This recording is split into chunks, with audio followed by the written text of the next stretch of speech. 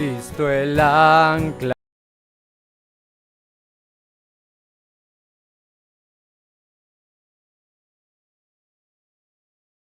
Cuando soplan fuertes dudas y mis velas no dan más, en la pena, en la tristeza, cuando sufra en el dolor, yo me aferraré al ancla, pues jamás se moverá.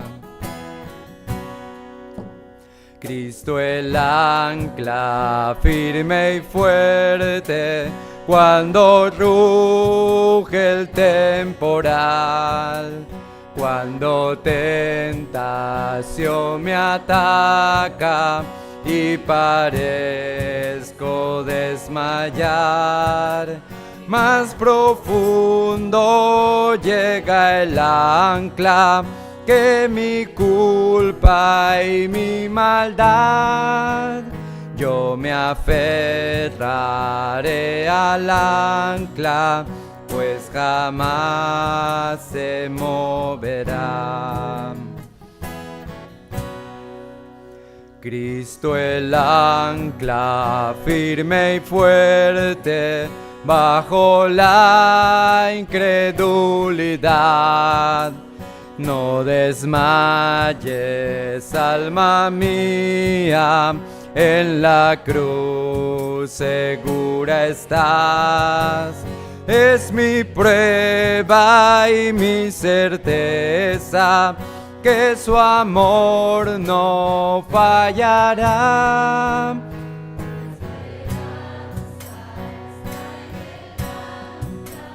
Pues jamás se moverá.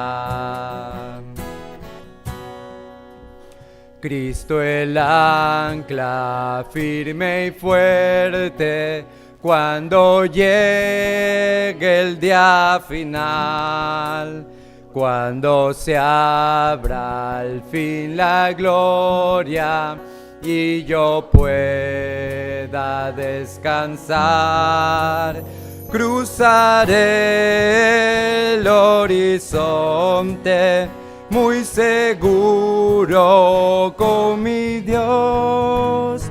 Todo calma será entonces, ya no habrá más tempestad. Cristo el puerto que nos salva, para siempre fiel será. Confiaremos en el ancla, pues jamás se moverá. Sigamos alabando al Señor con Ven, contempla el gran misterio.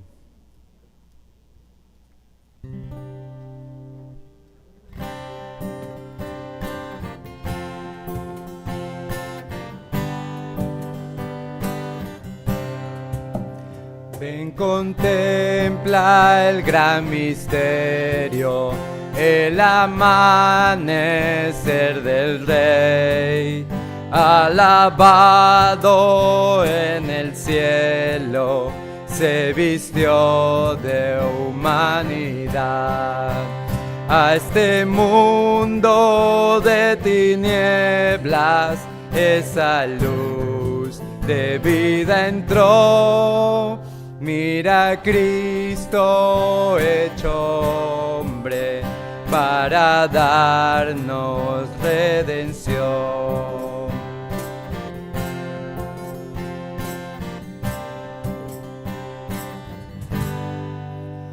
Ven, contempla el gran misterio, el perfecto Hijo de Dios. En su vida y sufrimiento, en pecado no cayó. Mira, Dan el verdadero Salvador, del hombre infiel. Cristo el firme cumplimiento de la ley, la roca es Él.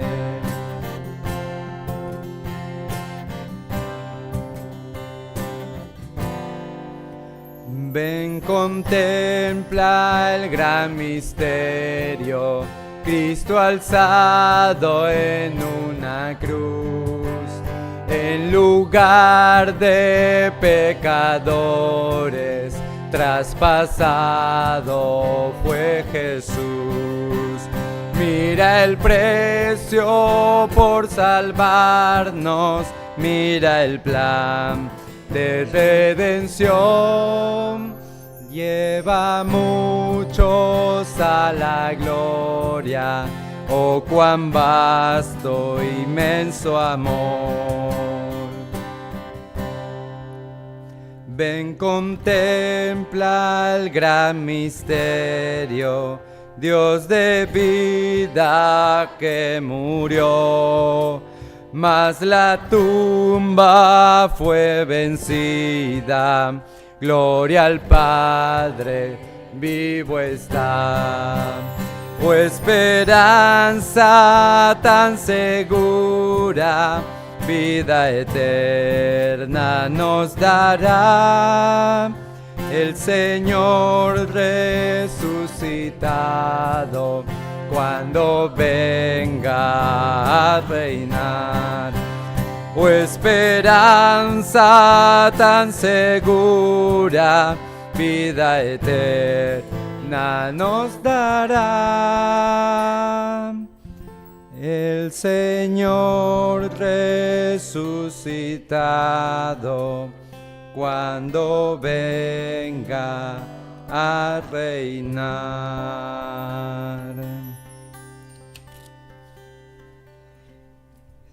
Seguimos alabando a nuestro Señor, ahora con su gracia es mayor.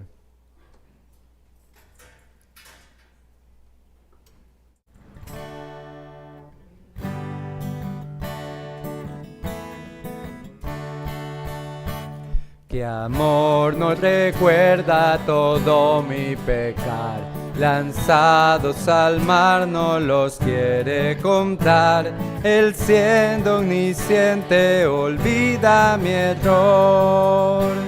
Mis faltas son muchas, su gracia es mayor. Paciente me aguarda en mi desviar, un Padre que tierno me llama al hogar. Recibe al débil y vil pecador. Mis faltas son muchas, su gracia es mayor. Gloria a Dios, su gracia es mayor. Sus misericordias hoy nuevas son, mis faltas son muchas, su gracia es mayor. Qué grandes riquezas Él nos otorgó, su sangre fue el pago, su vida entregó. Pagó esa deuda y la canceló. Mis faltas son muchas, su gracia es mayor. Gloria a Dios, su gracia es mayor. Sus misericordias hoy nuevas son, mis faltas son muchas, su gracia es mayor. Gloria a Dios, su gracia es mayor. Sus misericordias hoy nuevas son, mis faltas son muchas, su gracia es mayor. Mis faltas son muchas, su gracia es mayor.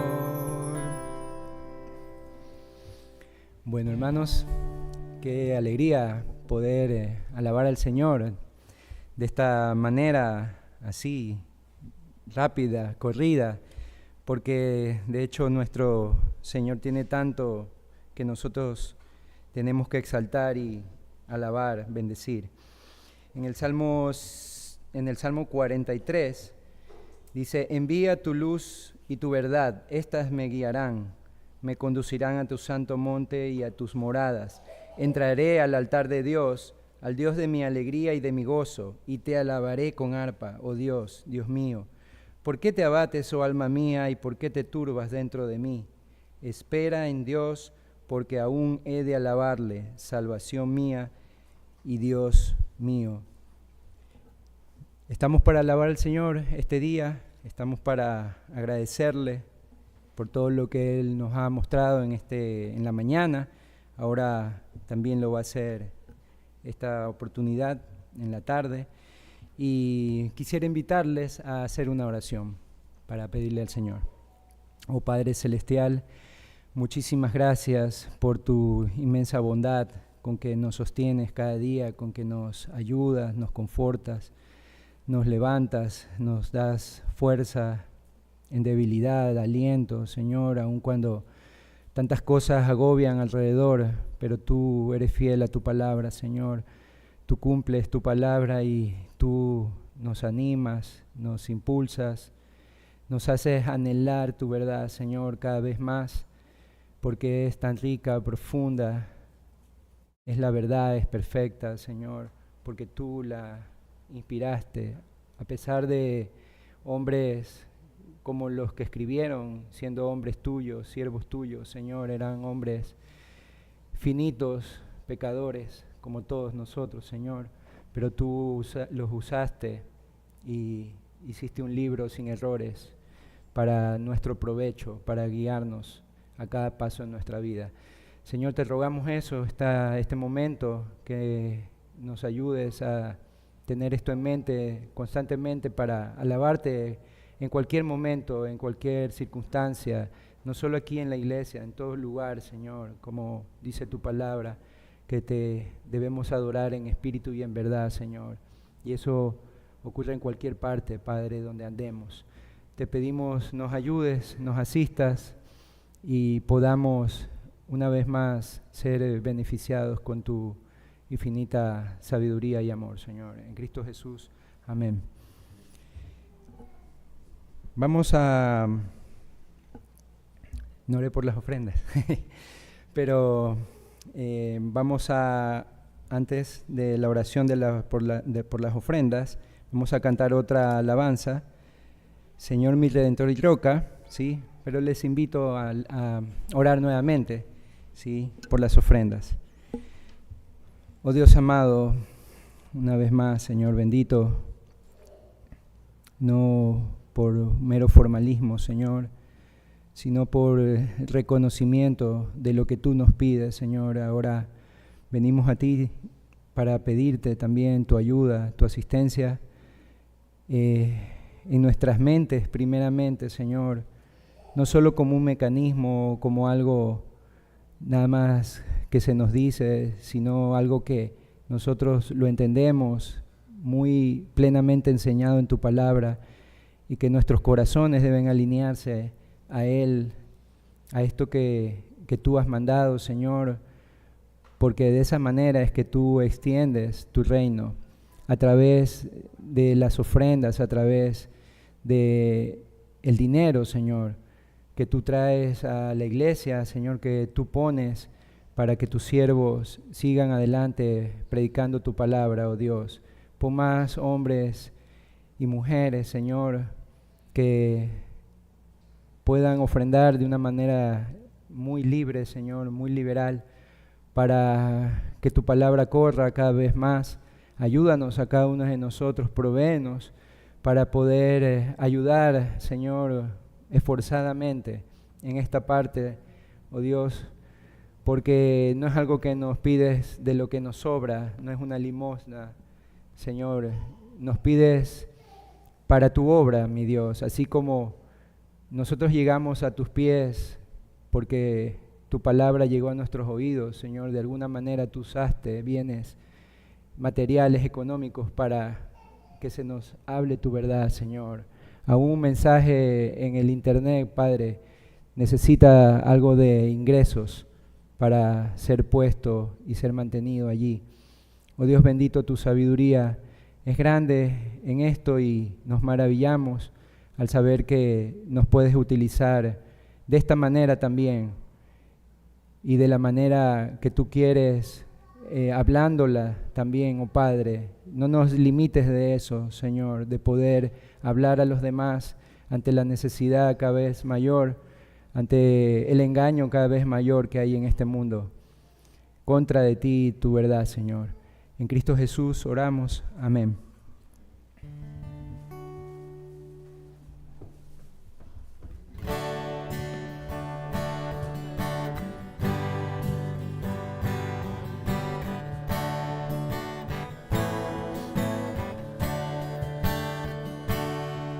Señor, mi Redentor y roca, gran tesoro de mi corazón. Mi Dios, como tú no hay otro, solo en ti hay gozo y salvación. Tu amor más alto que los cielos, tu gracia más honda que el mar. Tu ley es mi sabiduría, mi bien mayor y mi necesidad.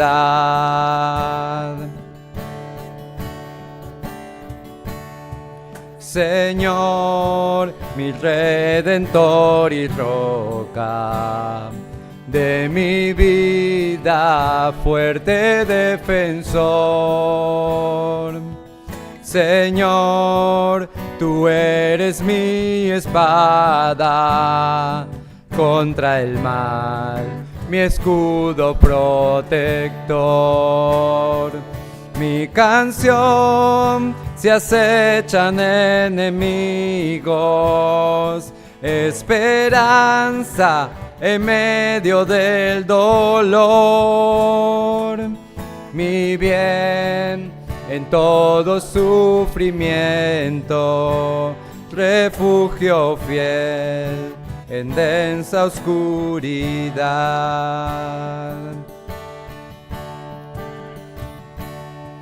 Señor, mi Redentor y roca, de mi ruina dulce Salvador.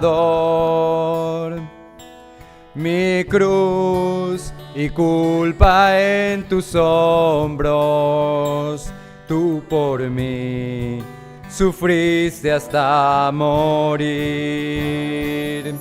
Mas tú venciste a la muerte, en ti encuentro libertad. Señor, mi Redentor y roca, quiero vivir mis días para ti. Dios le bendiga, pastor.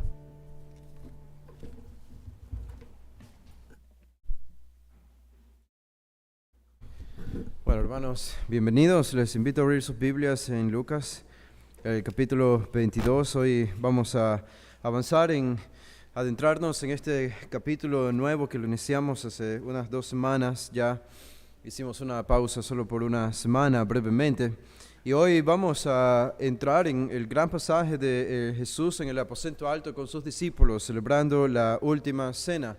Lo que hoy llamamos y celebramos de forma memorial como la Santa Cena o la Cena del Señor, como le llaman otros. Vamos hoy nosotros a meternos en este estudio, maravilloso estudio, los versículos del 7 al 3, Lucas 22 del 7 al 3. Aquí el autor nos introduce a este tema, la última cena de Jesús con sus discípulos antes de morir, antes de ser crucificado, y el hecho de que esto ocurrió en un lugar particular, en un tiempo particular, Esa realidad nos da la base también de su significado, por lo que Jesús estaba a punto de hacer en la cruz. Ya por 2000 años la iglesia cristiana ha venido celebrando.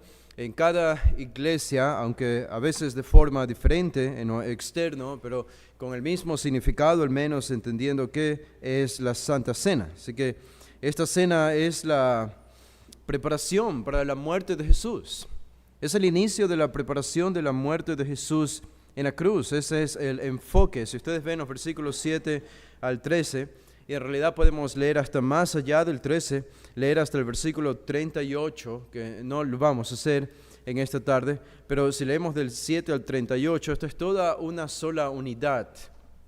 En otras palabras, del 7 al 38 nos dice lo que habría sucedido justamente algo previo y durante la reunión de Jesús con sus discípulos en el aposento alto cuando celebraban la última cena. El versículo 39, ustedes se dan cuenta, comienza diciendo: y saliendo se fue como solía al monte de los olivos, y sus discípulos también le siguieron. Ese es el momento cuando ellos salen del aposento alto, ya termina la cena, termina toda la instrucción que Jesús habría dado a sus discípulos, que habría sido algo extensa, enseñanzas e ilustraciones sobre la vida cristiana, el futuro, su propia muerte, sobre el Padre, el Espíritu Santo, etcétera, cosas que encontramos en Juan, el capítulo 13 al 17. Y una vez terminó Jesús esto, se dirige hacia el monte de los olivos con sus discípulos para ser arrestado y posteriormente crucificado el día siguiente. Así que aquí estamos, déjenme leer este pasaje, dice el versículo 7, Lucas 22:7, llegó el día de los panes sin levadura, en el cual era necesario sacrificar el cordero de la Pascua, y Jesús envió a Pedro y a Juan diciendo: id, preparadnos la Pascua para que la comamos. Ellos le dijeron: ¿dónde quieres que la preparemos? Él les dijo: aquí al entrar en la ciudad os saldrá al encuentro un hombre que lleva un cántaro de agua, seguidle hasta la casa donde entrare, y decid al padre de familia de esa casa: el maestro te dice, ¿dónde está el aposento donde he de comer la Pascua con mis discípulos? Entonces él os mostrará un gran aposento, alto, ya dispuesto, preparad allí. El versículo 13, fueron pues y hallaron como les había dicho y prepararon la Pascua. Y terminamos con el 14, dice: cuando era la hora, se sentó a la mesa y con él los apóstoles. Y inicia la última cena de Jesús con sus discípulos. Así que decía al inicio, ¿cuál es el enfoque de esta cena? ¿Cuál es el enfoque de este evento, de este escenario importante? Era más que una mera cena. Era más que simplemente un compartir Jesús con sus discípulos al cierre del día jueves. Era mucho más que eso. El enfoque era la obra redentora de Jesús en la cruz. El Señor pensó que su muerte era tan importante, el significado de su muerte debía ser tan importante que no era suficiente dejarnos ni siquiera solamente, aunque sería lo principal para nosotros, un relato escrito, inspirado de este evento en los evangelios. Mateo, Marcos, Lucas y Juan relatan la muerte y la resurrección de Jesús, la obra redentora de Jesús, pero el Señor pensó que necesitaríamos más para conmemorar este evento, y no solamente los registros de los evangelios y las cartas del Nuevo Testamento, sino que ordenó que lo rememoremos físicamente con símbolos en nuestros cultos por medio de la celebración de la Santa Cena. Cuando repartimos el pan y repartimos la copa, estamos conmemorando este evento que Jesús está a punto de iniciar con sus discípulos y su muerte y resurrección en la cruz. Es tan importante que lo celebramos cada mes y lo conmemoramos, y la iglesia cristiana lo ha hecho ya por 2000 años. Ahora, controversias no faltan sobre el tema de la Santa Cena. Hay diferencias entre cristianos, y obviamente fue una de las diferencias que tuvo Martín Lutero en el siglo XVI con la Iglesia Católica. Para la Iglesia Católica, la misa, lo que ellos llaman la misa, sería para nosotros la Santa Cena, pero dista mucho, y en mucho hay diferencias entre lo que ellos piensan que es la misa o la Santa Cena y lo que nosotros pensamos que es. Para ellos, el cuerpo y la sangre de Cristo se convierten literalmente en el pan y el vino. Así que cada domingo ellos se reúnen para experimentar y presenciar literalmente un sacrificio de Cristo. Y cuando Martín Lutero le despertó y abrió sus ojos a la verdad espiritual y de la Escritura, del verdadero Evangelio, él entendió que no podía aceptar una idea como esta, como de la Santa Cena. Así que, aunque diferente a nosotros también, porque entre los reformados habían diferentes posiciones sobre la Santa Cena entre Lutero y Zwinglio, por ejemplo. Pero aún así todos entendieron, todos los protestantes entendieron que Cristo no podía ser sacrificado de nuevo durante la celebración de la cena. El significado era diferente y era algo más simbólico, algo más espiritual y simbólico. Y llegaremos a hablar de esto más adelante. Pero en esta porción que leímos, algo que nos llama la atención, y obviamente no hemos leído todo este pasaje hasta el versículo 38, pero si ustedes lo leen y hacen este ejercicio de leer desde el 7 al 38, se dan cuenta que es toda una unidad y es todo un discurso de Jesús a sus discípulos sobre diferentes temas e instrucciones. Notamos algo que llama la atención y es la continua referencia de Jesús al futuro. Al futuro. Hay muchos verbos que aquí aparecen en referencia al futuro. En otras palabras, Jesús predice el porvenir inmediato, tanto de él como de sus discípulos, y lo hace en todas las secciones de este pasaje del 7 al 38. Noten que en el versículo 10, él dice, y saldrá al encuentro un hombre, dándole la instrucción a Pedro y a Juan, para distinguir al hombre, identificar el hombre donde debían preparar la cena, la última cena. Les saldrá, aquí está Jesús prediciendo el futuro. En el versículo 12 dice, entonces Él os mostrará un gran aposento alto ya dispuesto. Otra vez Jesús predice el futuro, donde estaría preparada la cena o los elementos básicos de la cena para que ellos participen. En el versículo 16 Jesús dice a sus discípulos, os digo que no la comeré más, hablando de esta cena, hasta que se cumpla en el reino de Dios. Otra vez Jesús hablando del futuro, no voy a participar más de esta cena hasta que venga el reino de Dios. En el versículo 18, porque os digo que no beberé más del fruto de la vid hasta que el reino de Dios venga. Otra vez del futuro. El 21, versículo 21 dice más, he aquí la mano del que me entrega está conmigo en la mesa. Jesús prediciendo quién no iba a traicionar.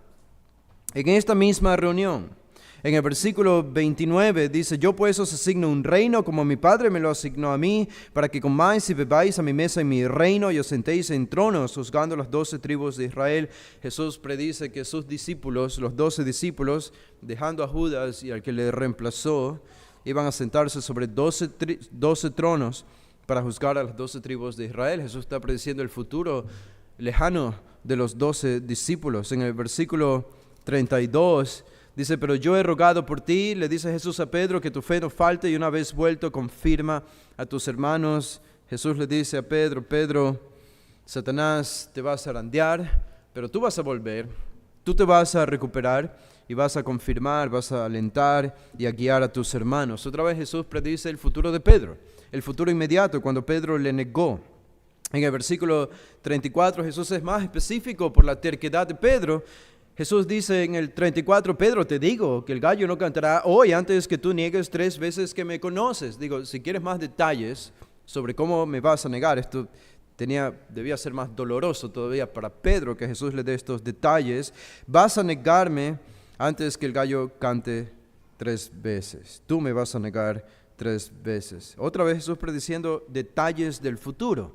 Y en el versículo 37 dice, porque os digo a sus discípulos, porque os digo que es necesario que se cumpla todavía en mí aquello que está escrito y fue contado con los inicuos, porque lo que está escrito de mí tiene cumplimiento. Otra vez Jesús predice, ahora su propio futuro iba a ser tratado como un criminal, como un ladrón, como la peor escoria de la sociedad, siendo crucificado en una cruz. Ahora, ¿por qué esto es significativo en este pasaje? ¿Por qué esto es importante? Por el simple hecho de que Jesús es un adivinador del futuro, ¿eso es todo lo que podemos rescatar de esto? Claro que no, es mucho más que eso. Por el simple hecho, y esto es lo que creo que Lucas quiere mostrarnos aquí, que especialmente en la aproximación de las horas de más vulnerabilidad y debilidad de Jesús, mientras se acerca a la cruz, el mensaje es que Él tiene todo bajo control. Él tiene todo bajo control, no solamente los detalles más generales de esta historia, sino los detalles más específicos y particulares de esta historia. Él tiene el control de cada detalle. El mensaje es que la muerte de Jesús no fue un accidente. La muerte de Jesús y su crucifixión no fue una derrota. No significó la victoria de Satanás, no significó la victoria de los sacerdotes judíos y los religiosos fariseos, no significó el éxito de Judas convirtiéndose en un hombre millonario por haber negado o traicionado al maestro. No fue la victoria de ninguno de estos personajes. No es para mostrarnos la superpotencia romana con todos sus militares, haciéndonos ver que Jesús era, por decirlo así, un hombre desprovisto de todo poder ante el poderío militar de Roma. Nada que ver con esto. Jesús no fue absorbido por el mal. Él quiso ser absorbido por el mal. La muerte no lo mató, Él se dejó matar por la muerte. Él estuvo preparado para este momento toda su vida y estaba consciente de esto a muy temprana edad. Y desde que inició su ministerio preparó a sus discípulos para este momento, para estas horas importantes. Y lo que tenemos aquí es Jesús controlando todos los detalles de la semana de la pasión y especialmente todos los detalles de la última cena, lo que llevaría a la postre a ser arrestado. Esa misma noche, el jueves, fue que ellos celebraron esta última cena. En la noche habrían terminado la cena, habrían salido del aposento alto de Jerusalén, se habrían dirigido al Monte de los Olivos, a algún jardín que Jesús y sus discípulos acostumbraban, y allí fue arrestado. Y todos estos detalles de su arresto estaban completamente controlados por la providencia divina, por el control divino del Padre y del propio Jesús. Este es el énfasis, pienso yo, de Lucas aquí, y es la razón por la que Jesús predice tanto el futuro y habla con tantos verbos futuros en todo este pasaje, en toda esta porción. Y naturalmente para los discípulos debió haber sido algo importante, porque ellos habrían visto cumplida cada una de las predicciones de Jesús en la propia vida de Jesús, en sus propias vidas, y esto habría sido una fuente de aliento, aunque temporalmente quizá sus peores temores se habrían confirmado también. Y vamos a descubrir por qué. Pero notan, esto es lo que Jesús está haciendo aquí. Él predice el futuro varias veces y lo hace con todos los detalles. Y todos estos detalles que Jesús predice, la providencia los terminó confirmando. ¿Y cuál debía ser el efecto en los discípulos? Confianza, obviamente. Confianza. Que todo lo que había dicho Jesús antes era cierto. Confianza justamente en horas de difícil confianza. Porque su maestro estaba a punto de ser entregado a sus enemigos. Y ellos necesitaban confiar en las palabras de Jesús. Y Él les deja esta confianza con todas estas predicciones. Pero ver que Dios está tan inmiscuido en los detalles más pequeños de su creación, sin duda genera confianza. Genera confianza en todo lo que ocurre a nuestro alrededor, en los eventos más grandes y más importantes. Por eso Jesús en otra ocasión utilizó la ilustración de las aves siendo alimentadas por el Padre. A las aves, ¿quién le da importancia a las aves? Es tan secundario para nosotros. Incluso podemos matarlas sin querer, aplastándolas con un carro, pero el Señor las alimenta, dice Jesús. ¿Notan lo que está haciendo Jesús? Utilizando un detalle mínimo como el alimento de las aves para demostrar cómo Él no se va a preocupar por las cosas que son más importantes, y ese es el punto de la enseñanza. Claro que va a alimentar entonces a mí también, porque soy su hijo. Esa es la idea. Y ese creo que es el punto especialmente aquí en la preparación de la última cena. ¿Por qué enfocarse en los detalles secundarios de los preparativos de esta cena? ¿Por qué enfocarse en dónde se va a celebrar, en la persona misteriosa que aparece allí, que lleva un cántaro de agua y que los discípulos a modo de espía, esta es como una misión que tenían los discípulos, debían seguirlo? y llegar hasta donde estaba el aposento alto y allí preparar la cena para la participación de Jesús y sus discípulos. Hay algo de misterio allí y debemos entender por qué hay ese misterio. Y obviamente, de forma general, podemos decir todo esto es para demostrar que Dios también estaba orquestando los detalles más importantes de las últimas horas de Jesús antes de ir a la cruz. Ahora, noten que los versículos anteriores, que ya los estudiamos, hablan sobre el tema de la providencia también, y los encontramos aquí. Jesús dice el versículo 1 que estaba cerca de la fiesta de la Pascua, de los panes sin levadura, que se llama también la Pascua. Y en el versículo 7, de nuevo, Lucas nos presenta esta ocasión. Llegó el día de los panes sin levadura. Así que en el versículo 1 dice, la fiesta de los panes sin levadura, que es la Pascua, estaba cerca. En el versículo 7, llegó el día. ¿Cuál habría sido ese día? Ese día habría sido el día jueves. El día jueves. Así que en el versículo 1, no estamos en el día jueves todavía. En el versículo 1 al 6 nos encontramos en el día miércoles. Un largo día miércoles para Jesús, estando allí en el templo, lidiando con las multitudes y con los líderes religiosos y los líderes del templo. Pero allí está Jesús y esto habría sido la ocasión providencial. Y notan que incluso estos detalles estaban tan controlados por el Señor, porque Jesús tenía que morir en la Pascua. Él tenía que morir en la Pascua. Y más adelante Pablo nos recuerda y nos dice que Jesús es nuestra Pascua. Y sabemos por qué tenía que morir en la Pascua. Él era el último gran sacrificio. Y es tan interesante, ¿por qué? Porque cuando llegamos al versículo 2, nadie habría esperado que Jesús muera en la Pascua. ¿Por qué? Porque la Pascua era una fiesta, era la fiesta más importante para los judíos en todo el año, de varias que tenían. Había más número de judíos en la Pascua que en cualquier otra festividad judía. En ese año, una vez por año, la realizaban en el mes de Abib, mes de abril o marzo. En el 14 días del mes, allí habrían estado cientos, miles y miles de judíos que llegaban de todos los lugares y se hospedaban en Jerusalén y las afueras de Jerusalén para celebrar esta Pascua, para sacrificar sus corderos y participar de todo lo que implicaba esta festividad importante. El reloj divino y la agenda divina habían determinado que Jesús debía ser sacrificado y debía morir en la Pascua. Y la ocasión nos recuerda de eso.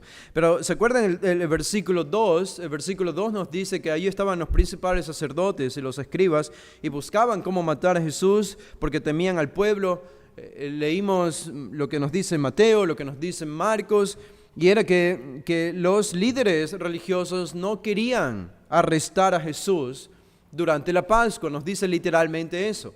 ¿Por qué no? Porque el pueblo todavía le quería a Jesús, todavía era popular ante el pueblo, y no sería una buena idea arrestarlo durante la fiesta de la Pascua. ¿Cuál era el plan de los líderes religiosos?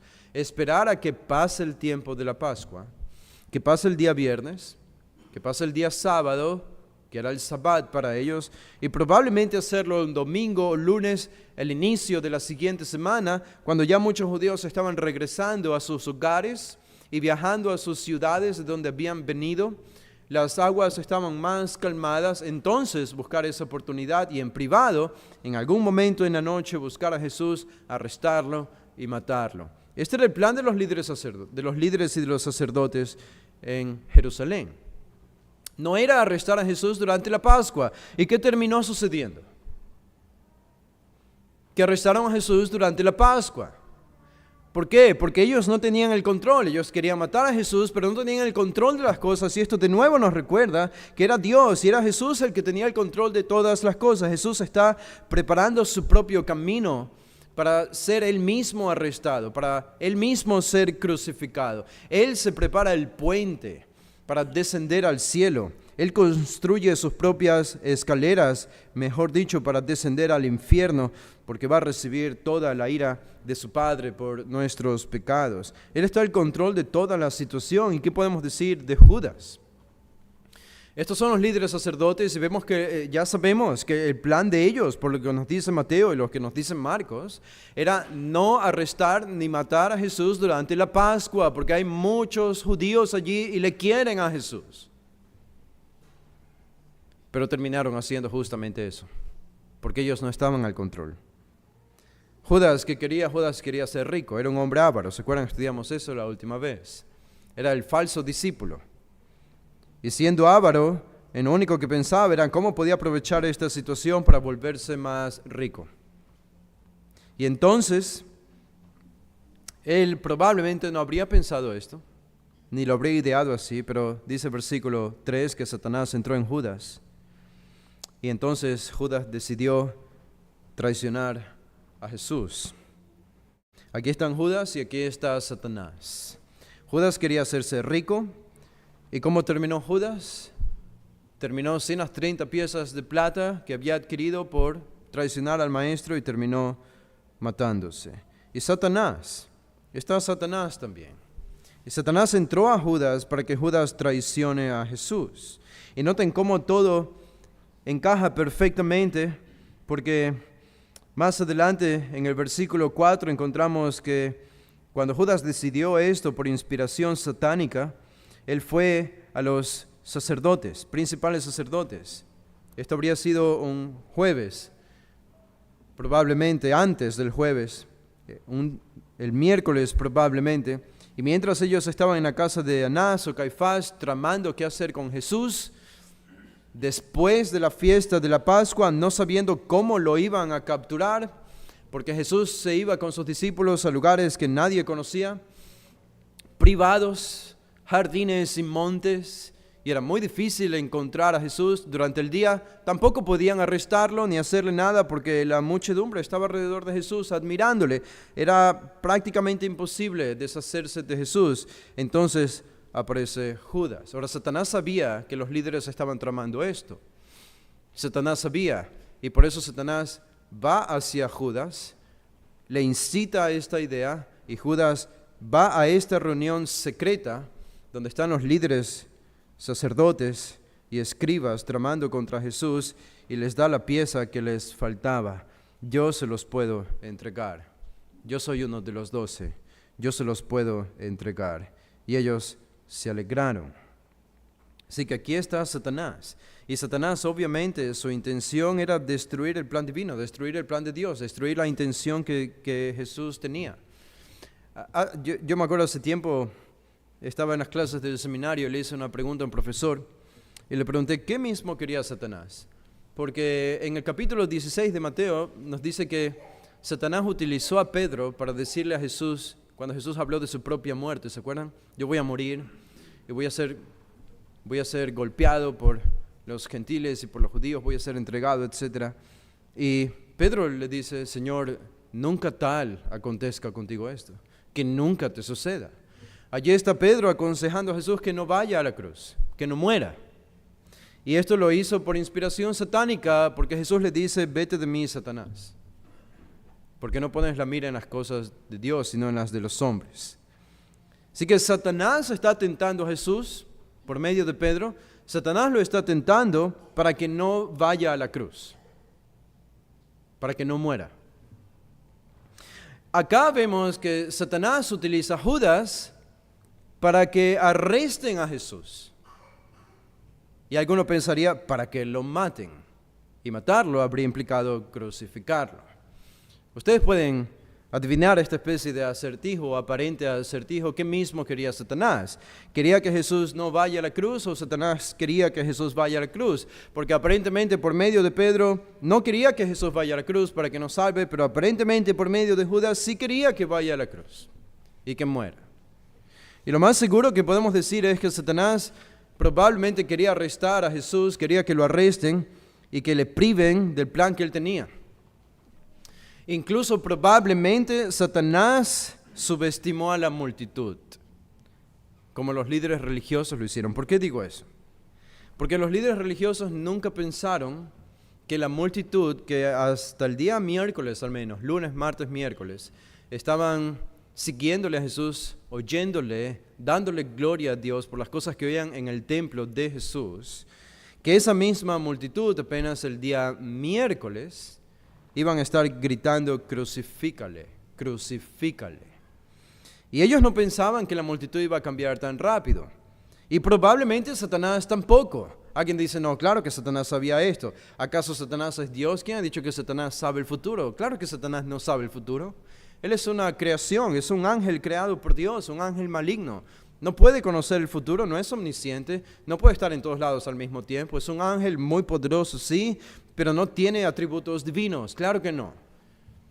Y sus planes seguramente eran arrestar a Jesús, pero que Jesús no necesariamente vaya a la cruz para que muera por nuestros pecados, si es que Satanás sabía esto. Pero de alguna manera tergiversar, distorsionar, sí, los planes del Maestro. Esta era su intención. Pero vemos que todos los enemigos de Jesús que están aquí fracasan. Todos fracasan. Tanto Judas como Satanás, como los líderes religiosos. Nadie esperaba que Jesús mismo estaba decidido y determinado por el reloj divino a entregarse en sacrificio el día viernes de Pascua, cuando se celebraba la Pascua, cuando su popularidad era más alta en Jerusalén, habiendo estado en el templo. Así que esta es la maravillosa providencia que encontramos en todos estos versículos. Y noten lo que dice el versículo 7. Esta es la ocasión, hemos mencionado ya esto. Dice: llegó el día de los panes sin levadura, en el cual era necesario sacrificar el cordero de la Pascua. Así que estamos el día jueves ahora. En el versículo 6 estábamos en el miércoles. Ahora en el 7 estamos en el jueves en la mañana. Es lo más probable. Jueves en la mañana. Y había llegado ya el día de los panes sin levadura. Esta es la fiesta de los panes sin levadura, que también se llamaba la Pascua. En Éxodo 12 encontramos el inicio de esta festividad, cuando los israelitas son liberados por el Señor. Cuando hablamos de la Pascua, estamos hablando literalmente, la Pasja, como le llamaban los judíos, era literalmente cuando el ángel de la muerte pasó por las casas de los egipcios matando a los primogénitos, pero perdonando a los primogénitos de los israelitas que estaban en Egipto, si es que ellos sacrificaban al cordero y ponían la sangre en los dinteles de las puertas para proteger la casa. Y esto es exactamente lo que sucedió.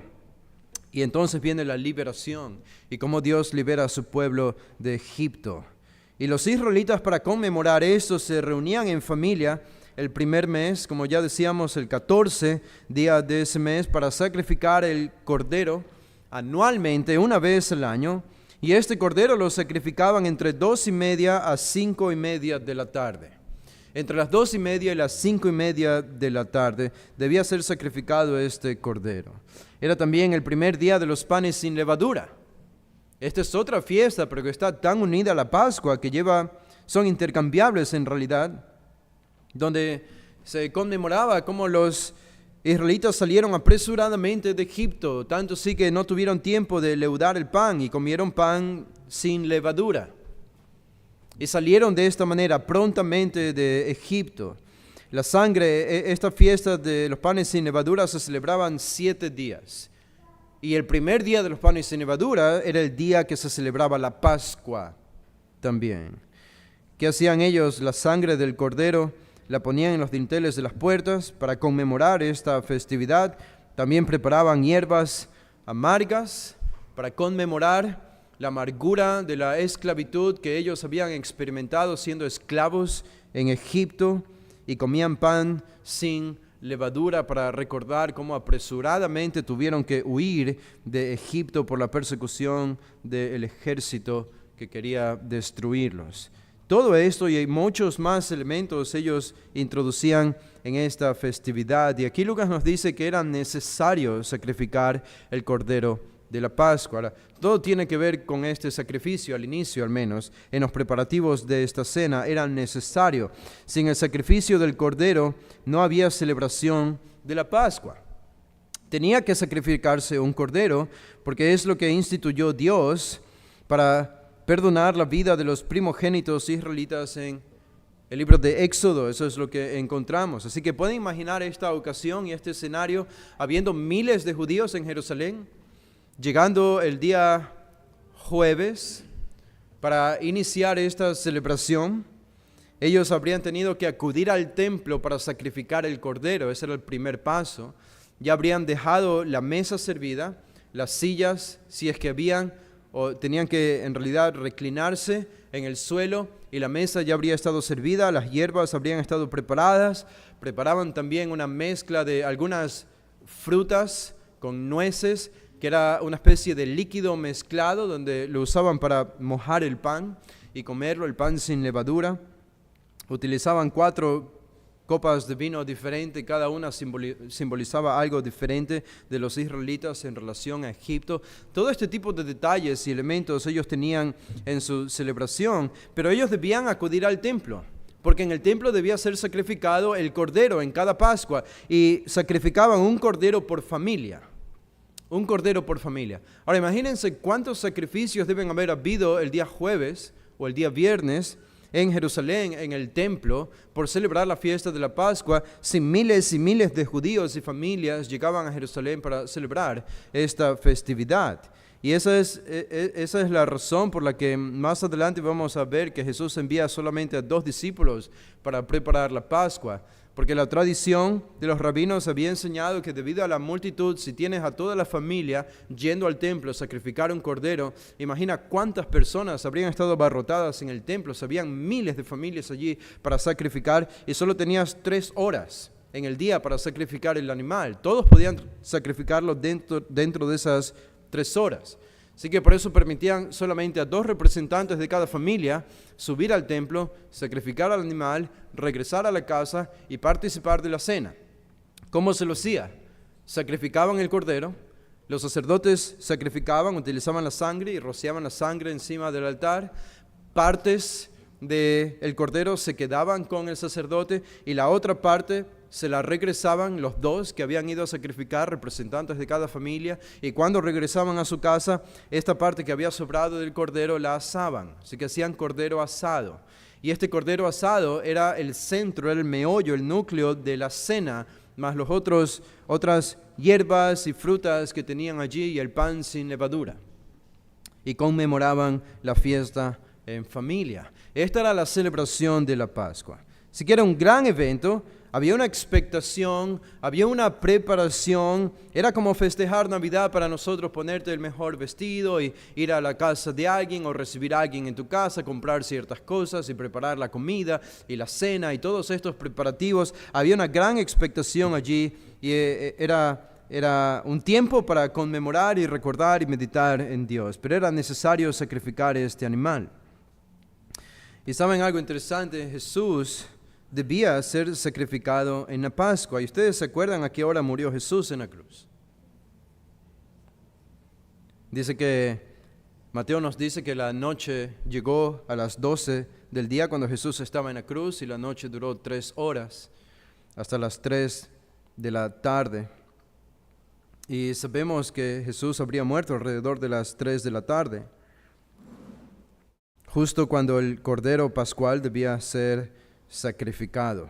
Así que el cielo fue testigo, la hora fue exacta, todo estaba perfectamente cronometrado por la agenda y el reloj divino. Jesús sabe esto. Y notan que Jesús aquí toma la iniciativa para hacerlo todo, para hacer todos los preparativos. Él está comenzando a preparar su propia muerte, su propio sacrificio. Y él toma la iniciativa. Noten en el versículo 8 de la ocasión, pasamos a la iniciativa. En el versículo 8 dice: Jesús envió a Pedro y a Juan diciendo: Id, preparadnos la Pascua para que la comamos. Prepárennos la Pascua. Lucas es el único que nos dice o identifica a los 2 discípulos que hicieron esto, Pedro y Juan.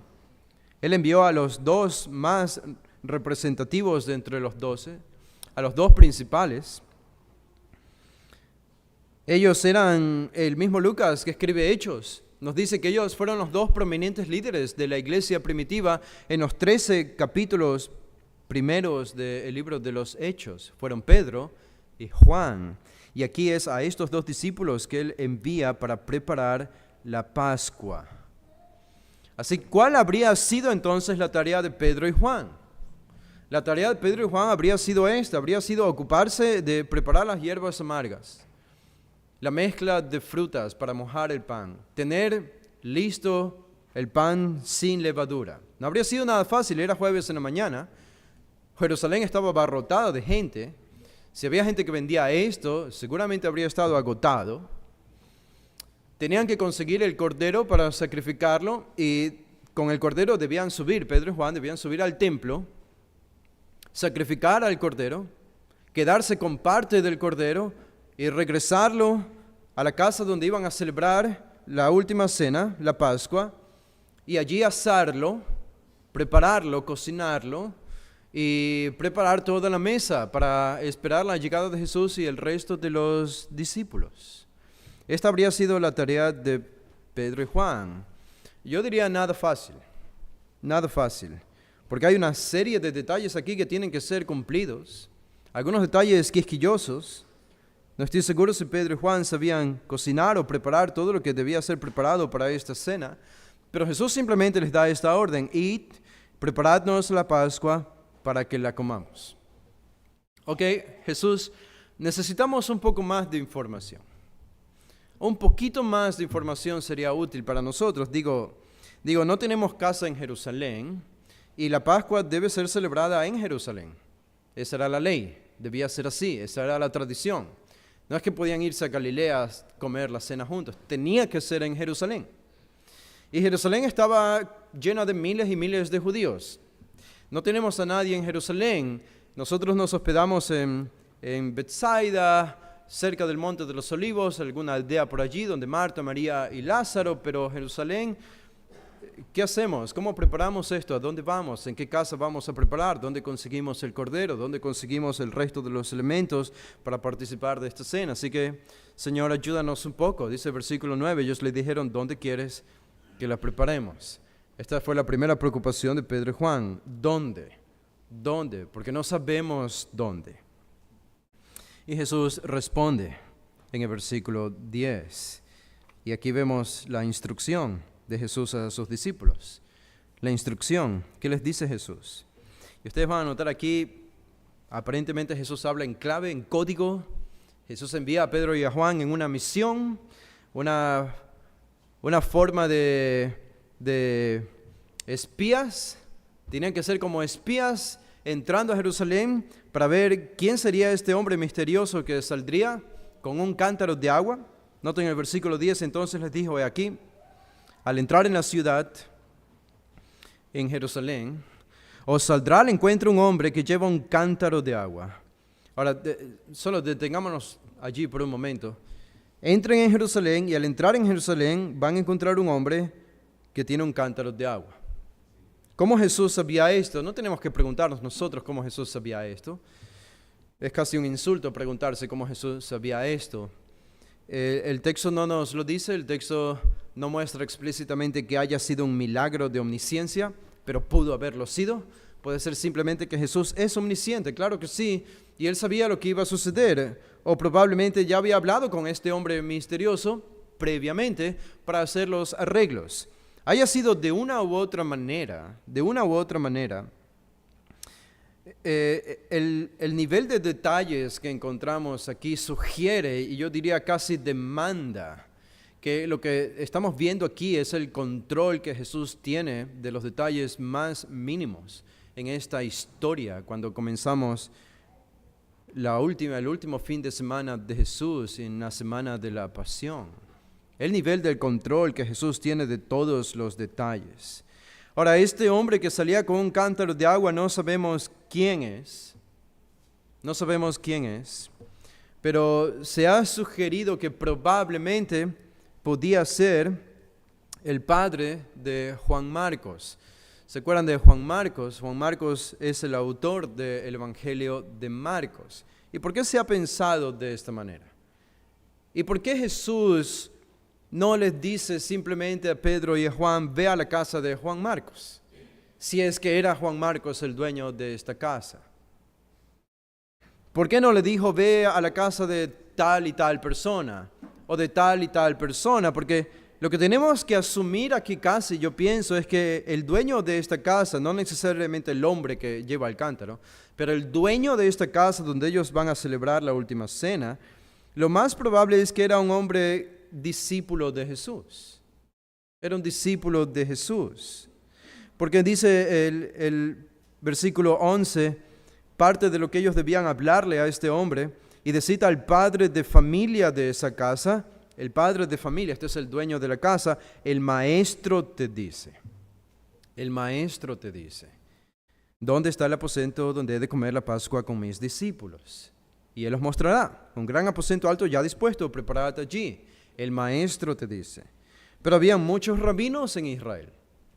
¿No creen que Jesús era el único que era llamado rabino en Israel? Habían cientos de rabinos en Israel, y sobre todo en Jerusalén, y sobre todo en la Pascua, cuando habían miles y miles de judíos visitando de otros lugares. Pero para este dueño de la casa era suficiente con que le digan el maestro. El maestro. Él se habría preguntado, ¿cuál maestro? Oh, yo sé cuál maestro. El maestro, mi maestro, el único maestro, Jesús. Yo soy su discípulo. Ven, por eso pensamos que el dueño de esta casa debía haber sido un discípulo de Jesús, no un desconocido. Ahora, no se nos dice el nombre de él, ni quién era, pero ¿por qué razón nos preguntábamos, por qué razón Jesús no revela el nombre del dueño de la casa si era un discípulo? ¿Por qué no es más claro con Pedro y Juan? Bueno, porque ¿saben quién estaba allí? ¿Saben quién estaba allí? Todavía, entre los 12. Todavía estaba Judas allí. Todavía estaba Judas. ¿Y cuál habría sido el plan de Judas después de que Satanás entró en su corazón? Traicionar al maestro. ¿Ok? ¿Y cuál habría sido la ocasión perfecta para traicionar al maestro? La ocasión perfecta para traicionar al maestro era esta. En el momento en que Jesús da instrucciones a Pedro y a Juan y les dice, Pedro y Juan, vayan a preparar la última cena, vayan a preparar la cena pascual en casa de Juan Marcos. Si Jesús hablaba de esa manera, Judas habría dicho, perfecto, ahora lo sé, va a ser en la casa de Juan Marcos. Y en ese momento Judas habría salido, se habría apartado de entre los 12 de Jesús, habría ido ante los sacerdotes y escribas y les habría revelado, Jesús va a celebrar la Pascua y sabemos de qué hora va a estar allí, de 2:30 a 5:30, esa es la hora donde se debe celebrar la Pascua, va a estar en la casa de Juan Marcos, yo sé dónde queda esa casa, así que yo los voy a llevar. Este tuvo que haber sido el plan de Judas, era el plan perfecto, pero Jesús sabía mejor, y Jesús sabía lo que Judas había planeado. Jesús sabía lo que Satanás estaba planificando. Jesús estaba por encima de Satanás, por encima de Judas, por encima de los religiosos. Ellos no sabían nada, pero Jesús lo estaba controlando todo. Y esta es la razón por la que pensamos que Jesús no reveló la identidad del dueño de la casa donde iba a celebrar la última cena, porque Judas todavía estaba allí con ellos. Y el Señor no quería que él escuche la identidad de esta persona, porque Jesús todavía tenía cosas que enseñar a sus discípulos. La última cena no debía ser interrumpida. Fue muy importante por lo que Jesús enseñó allí a sus discípulos. De nuevo, Juan 13 al 17, esa magistral instrucción e incluso oración en el capítulo 17 que Jesús eleva al Padre en el contexto de la última cena. No podía ser interrumpido. Pero cuando Jesús decidió que era el tiempo, entonces Él mismo sale al huerto de Getsemaní, donde Él sabía que iba a ser entregado porque lo iban a encontrar. ¿Cuál es otra pista por la que podríamos decir, probablemente, no es algo seguro, pero probablemente que habría sido la casa de Juan Marcos? Porque se acuerdan que en Marcos 14, que es el mismo autor, Marcos 14, en este mismo escenario, cuando Jesús es arrestado, nos cuenta él que había un hombre misterioso. ¿Se acuerdan de este hombre misterioso? Algunas veces alguno lo ha figurado como un lunático que aparece medio desnudo en el trasfondo de la escena del arresto de Jesús haciendo no sé qué, pero está allí el hombre con una túnica, que era la túnica interna que llevaban, y estaba allí siguiendo a Jesús de lejos, como escondido. Y cuando arrestaron a Jesús, nos dice Marcos que también lo iban a arrestar a este joven, y cuando lo agarraron, este joven dejó esa túnica interna que se utilizaba, la dejó en la mano de los que le iban a arrestar y se fue huyendo desnudo, nos dice Marcos. Qué escena tan extraña, ¿no? ¿Por qué está ahí ese pasaje? Es algo extraño, pero está allí por alguna razón. Y parte de la razón probablemente es para ayudarnos a entender, ok, quizá Quizá esto es lo que pudo haber sucedido si vamos conectando los eventos y el escenario. Juan Marcos habría estado allí, habría sido su padre probablemente el dueño de la casa, Juan Marcos siendo joven todavía en ese instante. Y cuando Jesús sale con sus discípulos, este joven Juan Marcos los habría seguido de lejos. Jesús sale de la casa del padre de Juan Marcos al huerto de Getsemaní. Y el joven, el hijo, Juan Marcos, los va siguiendo de lejos. Y está en el huerto de Getsemaní, pero mirando de lejos. Y cuando ve que Jesús es arrestado, los guardias lo ven a él también y lo intentan atrapar y él sale huyendo.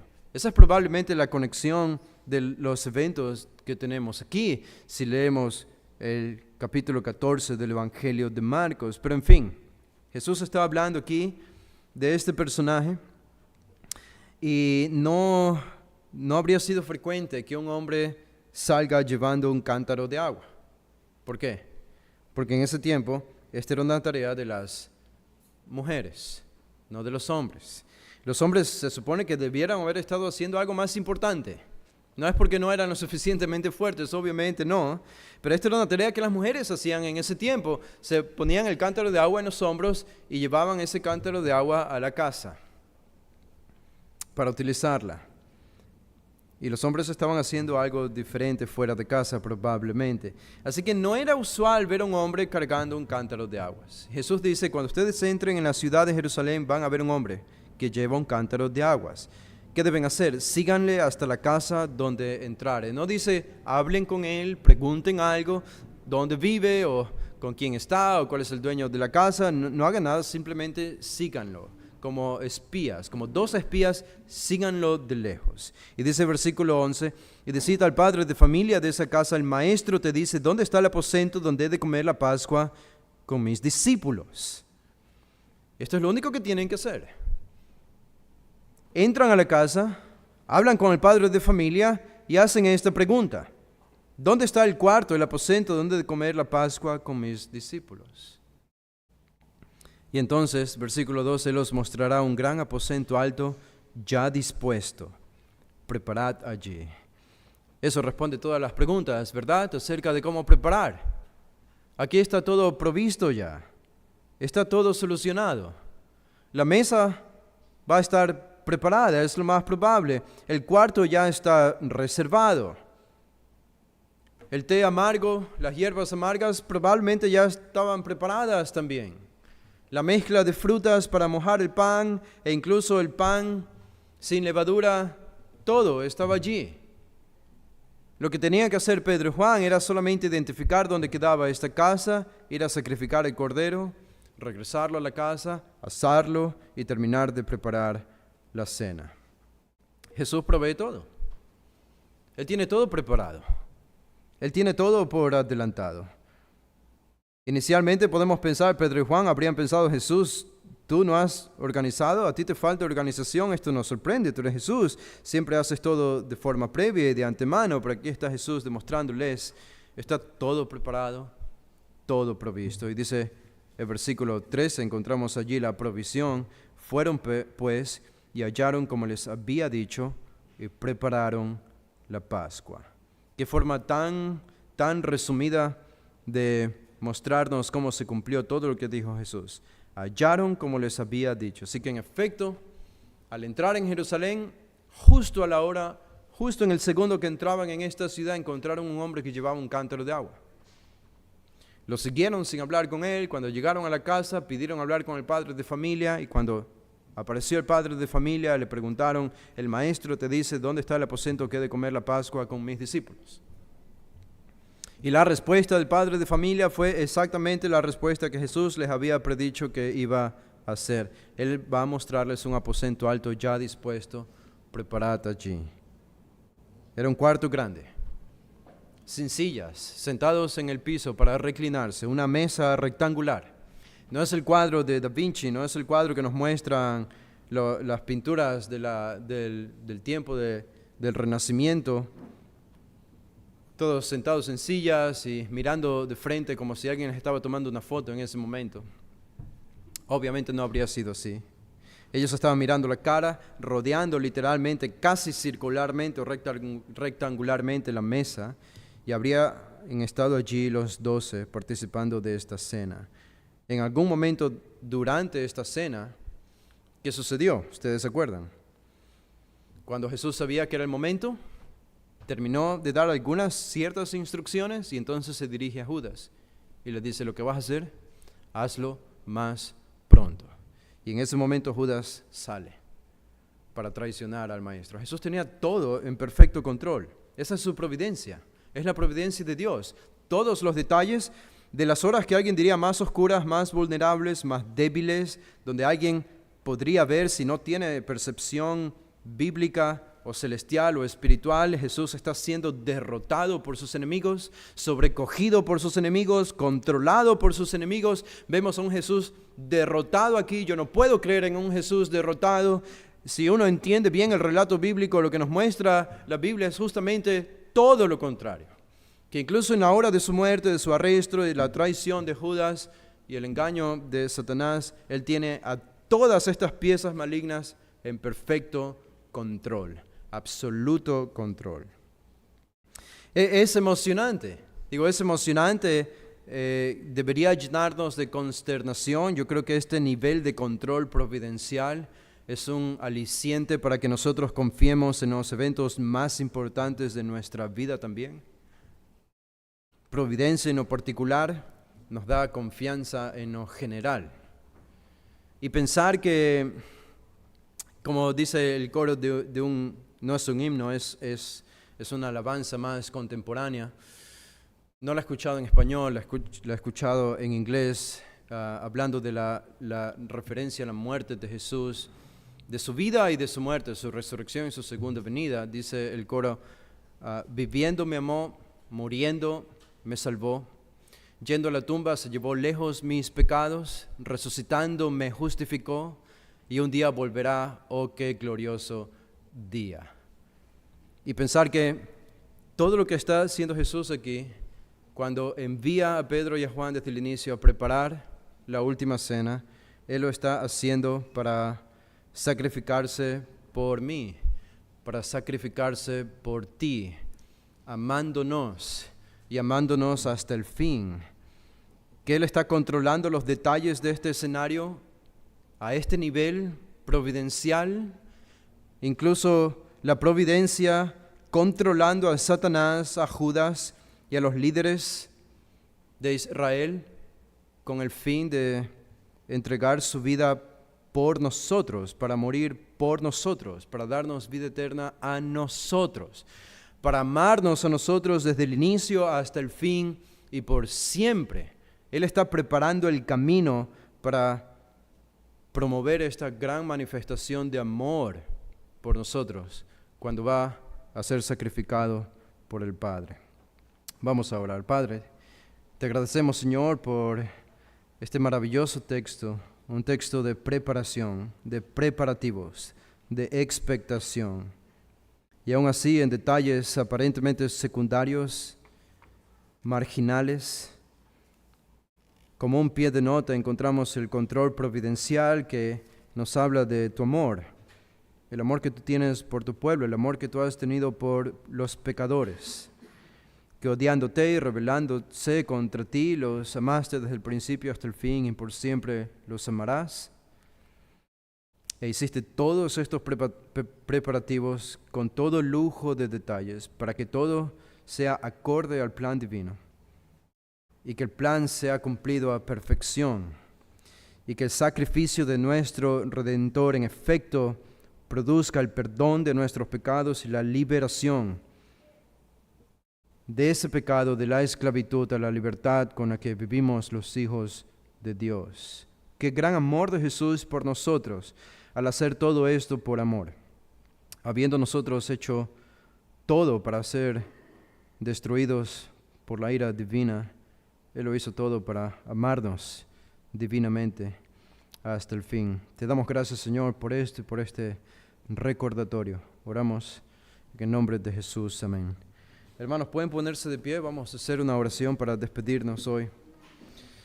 Padre, te damos gracias por este día y la comunión que nos das con nuestros hermanos y todo lo que recibimos de venir aquí a la iglesia.